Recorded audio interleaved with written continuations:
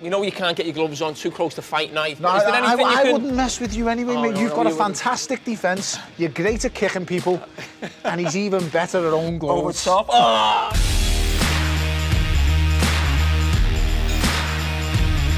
You've been sparring with Chisora? I've done bits with Del, yeah. Is that good preparation for Haye? Because he's better than Haye, isn't he?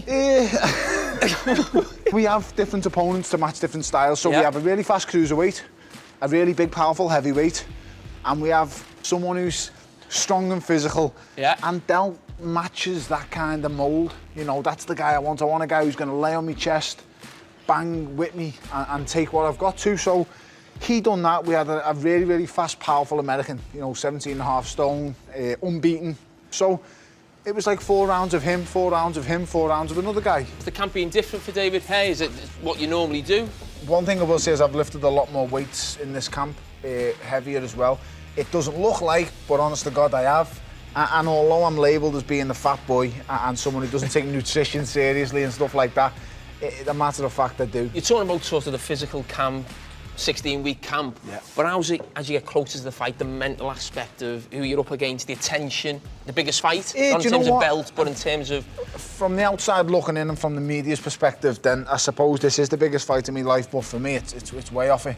Nothing can ever touch Goodison Park. You'd have to understand the nerves I had building up to that. It was the dream location for me of all time. It was the dream belt that was at stake.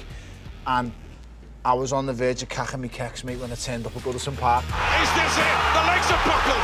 Bellew's going for it. Bellew flat out here. What for Carragher? Good, he's in trouble. He stopped. Bellew's done it. Everton, Goodison Park goes berserk. I've been attending Goodison Park since I was 9 years old. Every other weekend for my whole life, watching Everton, dreaming of being a footballer. It's been tough, hasn't it? It's been very tough, mate. It's been very tough. Horrible man, horrible man. I've seen one trophy lifted in that time.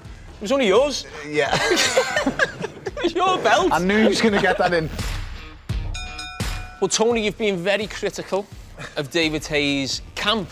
Now, you've been in Rotherham, he's been in Miami. Every other picture is one of him posing like he's doing an audition for Baywatch. He's got these little shorts on and he's on the beach and I'm getting the rays, man, the rays. That's all I ever hear, I'm getting the rays. I'm preparing exactly how I need to beat you. What I will say is he preparing for me the way he would prepare for the heavyweight world champion? No, he's not. Well, you spoke before about you think he's past his peak. Yeah. Is that in terms of his abilities or his fitness? Would it not be, if you're saying that, would it not be better for you would the fight go longer? You think that would give you more chance of winning? I mean, I'm the guy in this fight who's done 12 rounds on multiple occasions. I'm the guy who's never been found wanting in a 12-round fight. He's the guy who's gassed on numerous occasions. And for me, I might not be technically the best, I might not be the biggest puncher, but I can hand on heart say I've never spewed anything in my life. So you think if it gets to 9, 10 rounds, listen, and he's about if it goes digging deep? If it goes past 5, he's in a world of trouble. It's about what I do to exert his energy, to dampen his spirit and to take him to the dark place where I need to get him to go to.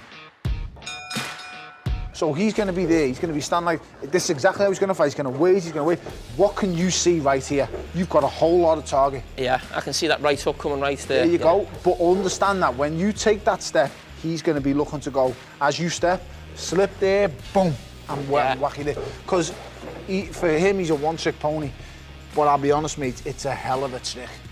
It works 99% of the time. He has a really good jab when he uses it, but he doesn't use it very often. And his jab comes from here. So you can see that coming easier. So it comes up, that's the bad thing with you don't see it. So if your hands are here and you're looking over the gloves, like me, he'll be here, so he will look to go boom. Yeah. Boom, and he will want to get a reaction off this hand. He will want this to drop, or he will want it to come over.